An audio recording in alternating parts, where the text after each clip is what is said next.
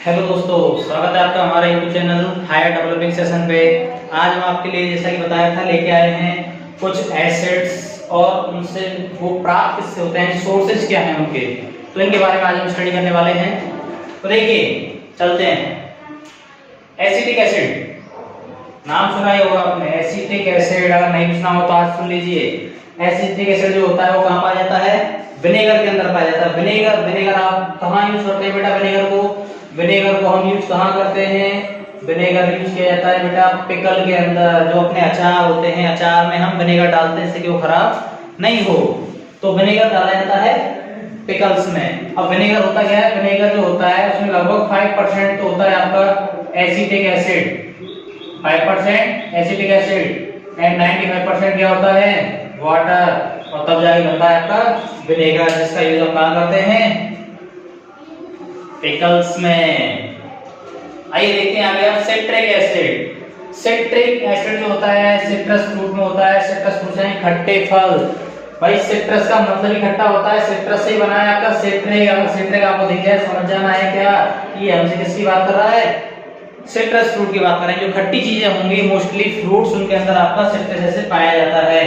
Next tartaric acid. Tartaric acid आपको कहां पाया जाता है? टैमरिंड, इमली के अंदर पाया जाता है। टार्टरिक एसिड जो होता है वो आपका इमली में पाया जाता है। एंड ऑक्जेलिक एसिड कहां पाया जाता है आपका? टमाटो के अंदर।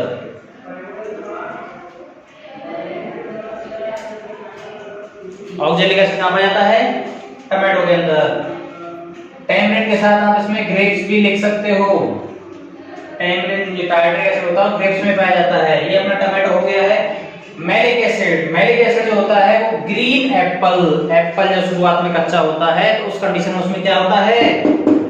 ग्रीन एप्पल के अंदर आपका मैलिक एसिड होता है। Lactic acid. लैक्ट ये वर्ड जहां भी आपको मिल गया, लैक्ट का मतलब ही क्या हो गया कि वो मिल्क से रिलेटेड है, तो लैक्टिक एसिड कहां पाया जाएगा? अपना कर्ड में। सोर मिल्क खट्टा दूध जो होता है उसमें होता है। फॉलिक एसिड मिलता है ग्रीन लीफी वेजिटेबल्स में। ग्रीन लीफी यानी कि आपकी जितनी भी हरी सब्जियां होती हैं उनमें क्या होता है? Folic acid. बेटा फॉलिक एसिड का यूज क्या होता है? फॉलिक एसिड आपने देखा होगा बच्चों में जब आयरन कमी होती है, इंसान में किसी के अंदर भी आयरन कमी हो जाए तो उसको टैबलेट दी जाती है, और वो टैबलेट क्या होती हैं? फॉलिक एसिड से बनी होती हैं। तो फॉलिक एसिड मतलब ये किसकी कमी को पूरा करता है? आयरन की कमी को पूरा करता है। क्या? Folic acid. तो ये किसमें पाया जाता है? ग्रीन लीफ वेजिटेबल में। इसलिए जितना ज्यादा हो सके हमें क्या खानी चाहिए? हरी सब्जियां खानी चाहिए, ताजा हरी सब्जियां खानी चाहिए। इसमें क्या मिल जाएगा आपको? आयरन मिल जाएगा। नेक्स्ट यूरिक एसिड कहां पाया जाता है? अपना यूरिन के अंदर पाया जाता है। यूरिन के अंदर यूरिक एसिड पाया जाता है। एंड मेथेनोइक एसिड कहां पाया जाता है? आंट स्टिंग, चींटी के डंक में। बी स्टिंग, मधुमक्खी के डंक में। और ये अपना प्लांट होता है नेटल प्लांट, उसकी जो हेयर होते हैं जो अपने लीव्स के अंदर लगे होते हैं, अगर वो गलती से भी आपके टच हो जाए तो क्या होगा? वो एसिड आपके अंदर एंटर कर जाएगा। उसी के पास में एक प्लांट होता है बेटा डॉग प्लांट। ये डॉग प्लांट क्या करता है? अगर आप उसकी पत्तियां मल के और उस पे लगा लोगे तो उसका जो एसिड का रिएक्शन है वो खत्म हो जाएगा, न्यूट्रल हो जाएगा। तो ध्यान रखना है आंट स्टिंग, बी स्टिंग और नेटल प्लांट, ये प्लांट है, ये दोनों एनिमल कैटेगरी में आ रहे हैं। तो इनमें कौन सा एसिड मिलता है? Methanoic acid.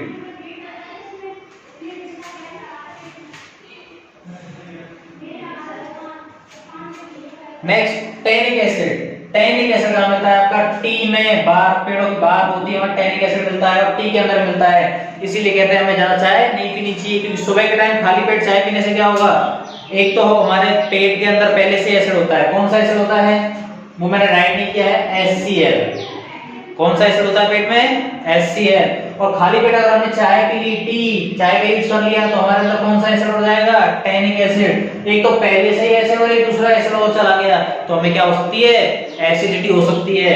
इसलिए ध्यान रखना है खाली पेट कभी चाय का यूज नहीं करना चाहिए, कम से कम यूज करना चाहिए अगर आप पीते भी हो तो, लेकिन सुबह के टाइम बिल्कुल नहीं। तो ये हमारे कुछ एसिड्स थे, कॉमन एसिड जो अपने आसपास के एनवायरनमेंट में हम खाते पीते देखते रहते हैं, और ये इनके सोर्सेस थे। तो आपको पता होना चाहिए कौन सा एसिड किसके अंदर क्या पाया जाता है, किस सोर्स के अंदर पाया जाता है। उसके आगे हम पढ़ने वाले हैं कि प्रॉपर्टीज, कि अपने एसिड की प्रॉपर्टीज क्या होती हैं। वो मोस्टली केमिकल प्रॉपर्टीज, जो कि हम नॉर्मल प्रॉपर्टीज पहले ही पढ़ चुके हैं। तो केमिकल प्रॉपर्टीज, आइए केमिकल प्रॉपर्टी पढ़ते हैं। Chemical properties of acids, acids की केमिकल प्रॉपर्टी। तो हम पहले पढ़ते हैं फर्स्ट प्रॉपर्टी के बारे में। केमिकल यानी कि रिएक्शन से पता लगेगा, फिजिकल नहीं है। केमिकल यानी रिएक्शन करेंगे तो हमें पता लगेगा कौन किससे रिएक्शन करता है। तो first of all reaction with metal, किसकी रिएक्शन? एसिड की। रिएक्शन विद मेटल क्या होता है? जब कोई भी एसिड किससे रिएक्शन करता है? मेटल से। तो मैं बोलता हूं when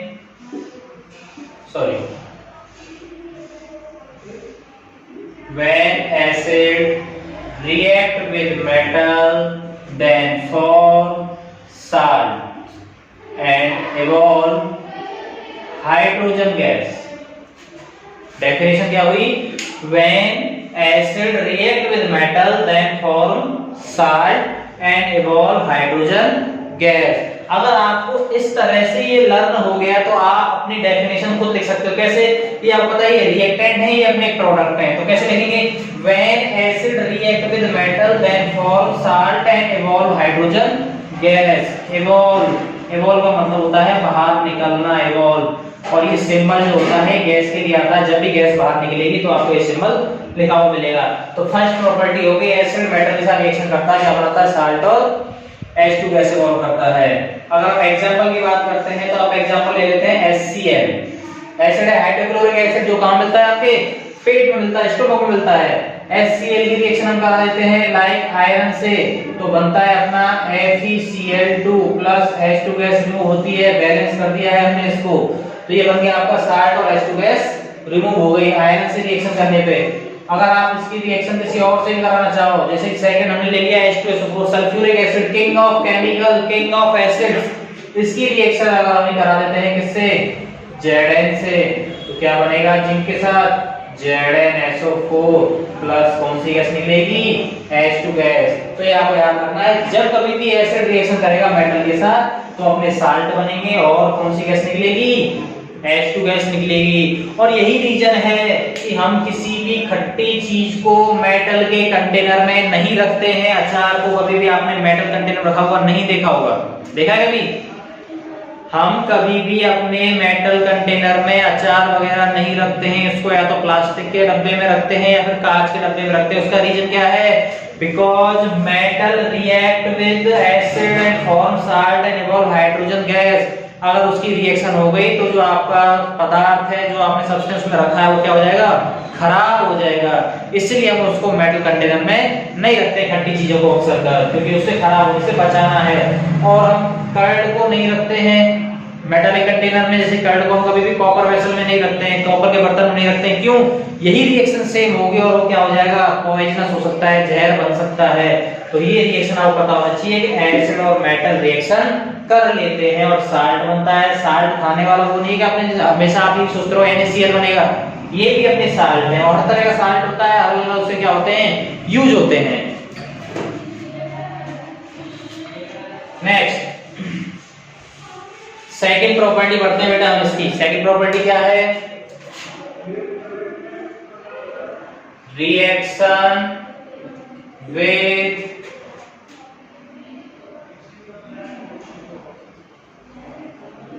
metallic oxide. Metallic oxide मतलब मेटल के ऑक्साइड। मेटालिक ऑक्साइड मतलब मेटल के ऑक्साइड। जैसे कि मैंने मेटल ले ली Fe, अब Fe से रिलेटेड कोई ऑक्साइड जैसे Fe3O4 ये मेटल का ऑक्साइड हो गया है, MgO मेटल का ऑक्साइड हो गया है, Na2O मेटल का ऑक्साइड हो गया है, K2O मेटल का ऑक्साइड है। यानी मेटल के साथ ऑक्सीजन की रिएक्शन यानी क्या है? Metal oxide. अब हम एसिड की रिएक्शन कराएंगे मेटल ऑक्साइड के साथ, तो क्या बनता है? देखो, when acid react with metallic oxide, when acid react with metallic oxide then form salt plus water, क्या बनेगा? साल्ट और वाटर, यानी जब भी एसिड किससे रिएक्शन करेगा, मेटालिक ऑक्साइड से रिएक्शन करेगा, साल्ट और वाटर बनाएगा। तो ये मेटालिक ऑक्साइड होते हैं ना बेटा, ये होते हैं हमारे बेसिक नेचर के, यानी कि एक तरह से बेस कह सकते हैं हम इनको, ये बेसिक नेचर के होते हैं एसिड। और जब भी एसिड और बेस रिएक्शन करते हैं तो क्या बनता है, साल्ट और वाटर बनता है। कभी भी रिएक्शन करेंगे साल्ट और वाटर ही बनने वाला है इसमें। तो एसिड प्लस मेटालिक ऑक्साइड यानी कि बेसिक नेचर है, और ये रिएक्शन करने पे साल्ट और वाटर बनाएंगे। अब कोई भी एसिड ले लो अपना, एसिड जैसे कि हम शुरुआत में लेके चल रहे थे HCl, तो HCl को ले लेते हैं। मेटालिक ऑक्साइड ले लिया बेटा मैंने MgO, मैग्नीशियम ऑक्साइड, ये हाइड्रोक्लोरिक एसिड। अब ये दोनों रिएक्शन करेंगे, साल्ट बनेगा, तो वाटर के लिए H यहां से आएगा और O यहां से आएगा। तो सबसे पहले हमने क्या निकाल दिया, वाटर निकाल दिया, बचा अपना साल्ट, वो कौन सा बनेगा, MgCl2, क्योंकि इसका एक पॉजिटिव आयन, इसका एक नेगेटिव आयन, दोनों आपस में क्या हो जाएंगे, मिक्स होकर और साल्ट बनाएंगे, और साथ में वाटर के लिए OH यहां से आ गए। अब इसको बैलेंस कर लेते हैं, ये रिएक्शन आपकी बैलेंस हो गई भाई। नेक्स्ट H2SO4 प्लस, अब आप कोई भी रिएक्शन ले सकते हो, जैसे कि मैंने ले लिया है CaO, कैल्शियम ऑक्साइड, तो ये बनेगा आपका CaSO4 प्लस H2O, ये बन गया आपका कैल्शियम सल्फेट और वाटर निकल गया है। रिएक्शन हो गई कैल्शियम ऑक्साइड की किसके साथ, सल्फ्यूरिक एसिड के साथ, तो ये हो गया एसिड प्लस बेसिक यानी मेटालिक ऑक्साइड, और बन गया आपका क्या, साल्ट और वाटर। और इसी को क्या कहेंगे, एक तरह से न्यूट्रलाइजेशन रिएक्शन कह सकते हैं। जब एसिड और बेस रिएक्शन करते हैं, तो हमने बेस तो नहीं लिया लेकिन बेसिक लिया है, बेस नहीं है लेकिन बेसिक है। तो जब भी एसिड और बेस रिएक्शन करते हैं तो क्या बनाते हैं, साल्ट और वाटर बनाते हैं। अब हम चलते हैं आगे अगली रिएक्शन पे। तो रिएक्शन अब हमारी मेटल ऑक्साइड के साथ तो हो गई, लेकिन अगर हम बेस के साथ करें या फिर किसी कार्बोनेट के साथ करें, तो पहले हम पढ़ लेते हैं रिएक्शन विद बेस। ये दोनों की कॉमन प्रॉपर्टी बेटा, एसिड की भी और बेस की भी। रिएक्शन विद बेस, सारी रिएक्शन किसकी पढ़ रहे हैं हम, एसिड की। तो एसिड और बेस की रिएक्शन अभी बताया मैंने आपको, when acid react with base then form salt and water. जब भी एसिड और बेस की रिएक्शन होगी तो साल्ट और वाटर बनने ही बनने हैं। तो एसिड मैंने ले लिया आपका HCl या फिर H2SO4, जो भी आपको लेना हो, मैं तो दो ही एसिड लेके चल रहा हूं, आप और भी एसिड ले सकते हो, CH3COOH भी ले सकते हो। रिएक्शन करा दी है मैंने NaOH के साथ, यहाँ पे करा दो आप KOH के साथ, और आप जो बात कर रहे थे मैं उसको ले ही लेता हूँ CH3COOH, और मैं इसकी रिएक्शन करा देता हूँ NH4OH के साथ। ये भी एसिड, ये सभी एसिड्स हैं, ये बेसिस दिए हैं, एसिड बेस रिएक्शन होगी, इसका OH और इसका H कहाँ निकल गए, वाटर में, बचा इसका Na और इसका Cl, तो क्या हो गया NaCl। सिमिलर इसका OH और इसका H क्या बनाएंगे अपना, वाटर, एंड K और SO4 मिलके बनाएंगे K2SO4। बैलेंस करना जरूरी है, तो बैलेंस करने के लिए हम क्या करने वाले हैं, इसके आगे 2 लगाइए, इसके आगे भी आपको 2 लगाना पड़ेगा, और रिएक्शन बैलेंस अभी नहीं हुई है तो यहाँ पे हमको 2 लगाना पड़ेगा। अब आपकी रिएक्शन बैलेंस है 248, सॉरी यहाँ पे 2 नहीं लगाना है। अब आपके हाइड्रोजन बैलेंस हो चुके हैं, K बैलेंस हो चुका है, SO4 बैलेंस, हाँ ये रिएक्शन बैलेंस हो चुकी है। नेक्स्ट आपका CH3COOH NH4OH, ये आपके सभी स्ट्रॉन्ग थे, तो साल्ट कैसे बने, न्यूट्रल। ये आपके दोनों वीक हैं, तो भी साल्ट कैसे बनेगा, न्यूट्रल। सेम एज इसका H और इसका OH क्या निकला, H2O, बचा इसका पॉजिटिव आयन और इसका नेगेटिव आयन, तो ये बन जाएगा CH3COONH4। ये आपका एसिटिक एसिड था जिसने रिएक्शन की थी अमोनियम हाइड्रोक्साइड से, बन गया अमोनियम एसीटेट। क्या बन गया, अमोनियम एसीटेट, साथ में क्या निकल गया, वाटर निकल गया। और इसी रिएक्शन को हम क्या बोलते हैं, न्यूट्रलाइजेशन रिएक्शन। तो क्या डेफिनेशन है न्यूट्रलाइजेशन की, when acid and base react together to form salt and water, this type of reaction is known as neutralisation reaction. This type of reaction known as neutralisation reaction. जब भी acid और base reaction करेंगे तो salt और water बनाएंगे, ये आपको याद रखना है। अब हम पढ़ने वाले हैं reaction with metal carbonate, reaction with metal carbonate और metal hydrogen carbonate, metal carbonate या metal hydrogen carbonate. Hydrogen carbonate को हम किस नाम से जानते हैं? बाइकार्बोनेट भी कह देते हैं, कई बार मेटल बाइकार्बोनेट भी कह देते हैं या मेटल हाइड्रोजन कार्बोनेट का रिएक्शन करते हैं बेटा एसिड की। जब भी कोई एसिड मेटल कार्बोनेट, इससे मेटल कार्बोनेट या फिर क्या हो सकता है वो कोई बाइकार्बोनेट भी हो सकता है मेटल का। तो मेटल कार्बोनेट या बाइकार्बोनेट से रिएक्शन करता है तो क्या बनता है बेटा? साल्ट बनता है। इसमें एक प्रोडक्ट और जुड़ जाता है आपका CO2 गैस, क्योंकि कार्बोनेट है इसलिए CO2 आया है और साथ में वाटर तो निकलेगा निकलेगा आपका। तो मैंने एसिड HCl प्लस आपकी रिएक्शन करानी है मेटल कार्बोनेट के साथ। तो मेटल कार्बोनेट मेटल जैसे कि Na और कार्बोनेट बन गया इसका Na2CO3। तो Na2CO3 से रिएक्शन करेगा तो साल्ट बनेगा आपका NaCl plus H2O plus CO2। CO2 क्या है? आपकी गैस है। एसिड प्लस मेटल कार्बोनेट दोनों की रिएक्शन हो गई, साल्ट बन गया, वाटर बन गया और यहाँ पे आपकी कार्बन डाइऑक्साइड गैस रिमूव हो गई। अगर वहीं आप यही वाली रिएक्शन किसके साथ कराओ? बाइकार्बोनेट के साथ कराते हो, NaHCO3 के साथ कराते हो, तो भी क्या बनेगा आपका? NaCl plus H2O plus CO2। आप आगे पीछे लिख सकते हो, कोई दिक्कत नहीं है। आपको नहीं सर हम तो कोई और लेना चाहते हैं तो आप ले सकते हो CaCO3 कैल्शियम का कार्बोनेट। तो क्या बनेगा? CaCl2 plus CO2 plus H2O। Reaction आपकी सभी बैलेंस होनी चाहिए, ये देखते हुए रहना है कि आपकी रिएक्शन बैलेंस है या नहीं है। तो हम देख रहे हैं यहाँ पे सॉरी अरे सही है, यहाँ पे आपका मिस्टेक हो गया, यहाँ Na2SO4 आएगा, बाय मिस्टेक थोड़ा गलत लिख दिया है।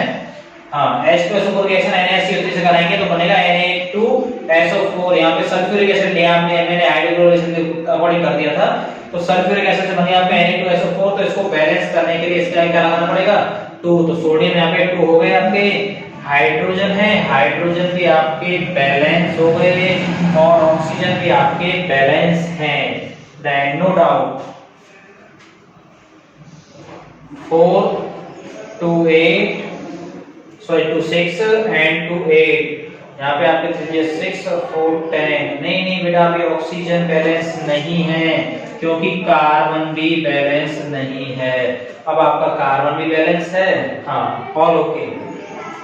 नेक्स्ट CaCl2 है आपका, तो Cl2 है इसलिए ऐसा है 2 लगेगा और 2 लगेगा तो आपका हाइड्रोजन भी बैलेंस हो गया, हाँ ऑल ओवर ओके है। तो क्या आया यहाँ से निकल के? जब भी एसिड मेटल कार्बोनेट या बाइकार्बोनेट से रिएक्शन करेंगे तो साल्ट बनेगा, कार्बन डाइऑक्साइड गैस निकलेगी और क्या निकलेगा?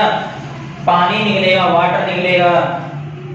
अब ये जो है भाई एसिड तो ये रहा, ये रिएक्शन क्यों कर रहा है? क्योंकि ये भी क्या होगा? बेसिक नेचर का होगा। ये भी एसिड होता तो मिल जाते, कोई रिएक्शन नहीं होती, लेकिन ये भी क्या है? बेसिक नेचर का है। तो अगर आपने नाम सुना हो इसका और इसका नहीं सुना हो तो बता देता हूं, NaHCO3 सोडियम बाइकार्बोनेट।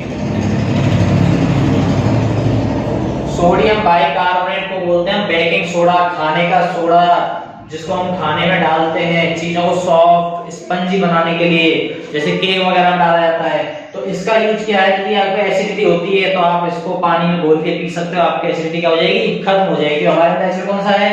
HCl और हमने पी लिया क्या? Baking soda. तो रिएक्शन करेंगे क्या बन जाएगा? साल्ट, यानी कि एसिडिटी खत्म हो गई, न्यूट्रल हो गई। तो वहां हम यूज करते हैं इसका बेकिंग सोडा का। और ये आपका क्या है? सोडियम कार्बोनेट, जिसका वॉशिंग सोडा बनाने में हम यूज करते हैं। ये है आपका लाइमस्टोन, जिससे क्या बनती है? चॉक बनती है। तो ये सभी मिलके अगर हम रिएक्शन कराते हैं तो साल्ट, वाटर एंड क्या बनता है? कार्बन डाइऑक्साइड गैस रिमूव होती है। तो ये थी बेटा आपकी क्या? केमिकल प्रॉपर्टीज एसिड की, किसके साथ? मेटल कार्बोनेट और मेटल बाइकार्बोनेट के साथ। तो यहाँ पे हमारे क्या है?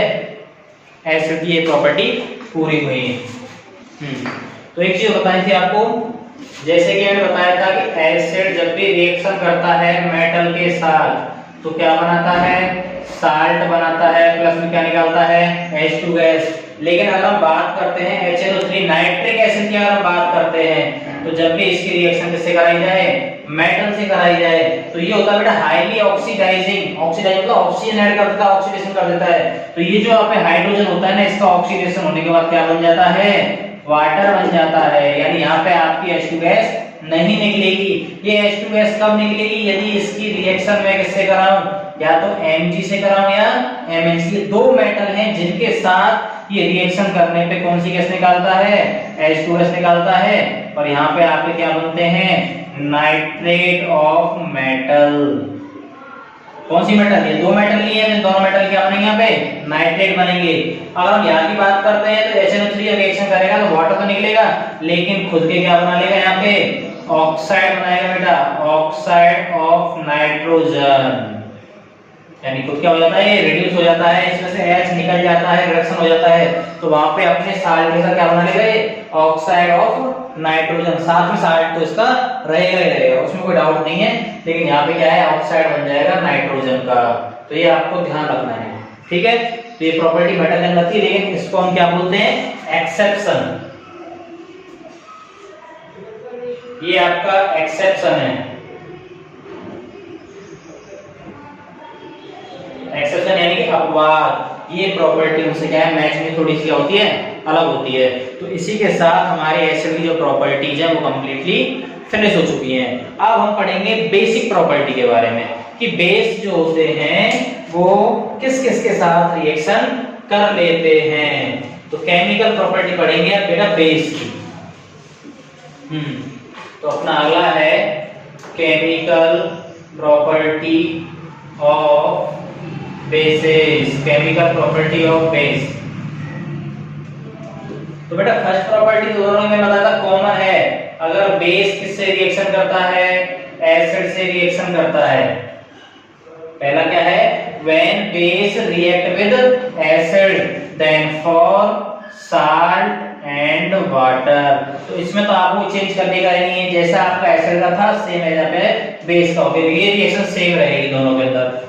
दूसरा आता है अगर बेस की रिएक्शन हम किसी मेटल से कराएं, मेटल से कराएं, इसमें हाईली रिएक्टिव होना चाहिए, बेस भी अपना स्ट्रॉन्ग होना चाहिए। और ये भी क्या है, कुछ रिएक्टिव मेटल जैसे कि अपनी मोस्टली रिएक्शन करती हैं Zn और Al, तब भी क्या बनेगा आपका साल्ट बनेगा और क्या निकलेगी, H2 गैस निकलेगी। क्योंकि ये सभी मेटल के साथ रिएक्शन नहीं करते हैं, बेस सभी मेटल के साथ रिएक्शन नहीं करते हैं। तो बेस में एक एग्जांपल ले लेता हूं NaOH का, रिएक्शन कराता हूं Zn के साथ तो क्या बनेगा अपना Na2ZnO2 प्लस में क्या निकलेगी अपनी H2 गैस, सोडियम जिंकेट बन गया है। सिमिलरली कैसे रिएक्शन करेगा, एयर के साथ रिएक्शन करेगा और एयर के साथ रिएक्शन करेगा क्या बनाएगा NaAlO2 सोडियम एल्यूमिनेट। ये है सोडियम जिंकेट और ये है सोडियम एल्यूमिनेट। तो आपके एंटीएसिड में यही दो रिएक्शन दी गई है बेस की मेटल के साथ में। और कोई प्रॉपर्टी, बेस जो होते हैं, ये बेस की बात कर रहे हैं हम, तो बेस रिएक्शन कर लेते हैं बेटा नॉन मेटालिक ऑक्साइड के साथ। इसके साथ नॉन मेटालिक ऑक्साइड। तो आप कह सकते हो कि नॉन मेटालिक ऑक्साइड जो होते हैं वो कैसी नेचर के होते हैं, एसिडिक नेचर के होते हैं। Base plus non metallic oxide और यहाँ पे अपना क्या बन जाएगा, फिर दोबारा से साल्ट बनेगा और क्या निकलेगा, वाटर। क्यों, एसिड और बेस, ये एसिडिक हो गया, ये बेस हो गया, फिर दोबारा से रिएक्शन हो गया, बनेगा साल्ट और वाटर। तो ये हो गई आपकी बेस की रिएक्शन। कभी भी आप बेस को रिएक्शन करा दो acidic oxide, acidic oxide like carbon dioxide, sulphur dioxide, sulphur trioxide, ये नाइट्रोजन के ऑक्साइड हो गए अपने Na2, NO, NO3। तो ये सभी क्या है, नॉन मेटल आ रही है इनमें, नॉन मेटालिक ऑक्साइड। तो जब भी ये बेस रिएक्शन करेंगे नॉन मेटालिक ऑक्साइड यानी एसिडिक ऑक्साइड के साथ, तो क्या बना लेंगे अपना साल्ट बनाएंगे और साथ में कौन सी गैस निकलेगी, वाटर निकलेगा। तो इसी के साथ आपकी एसिड और बेस की जो मेन प्रॉपर्टी थी वो क्या हो चुकी है, कंप्लीट हो चुकी हैं। आपको इनको ध्यान रखना है, आप इन पॉइंट को नोट कर सकते हो और इन्हीं के अकॉर्डिंग अपनी रिएक्शन बना सकते हो किसी भी के साथ। अगर कोई प्रॉब्लम आती है तो हमें कमेंट करके आप बता देना, आपका सॉल्यूशन हो जाएगा। Thank you.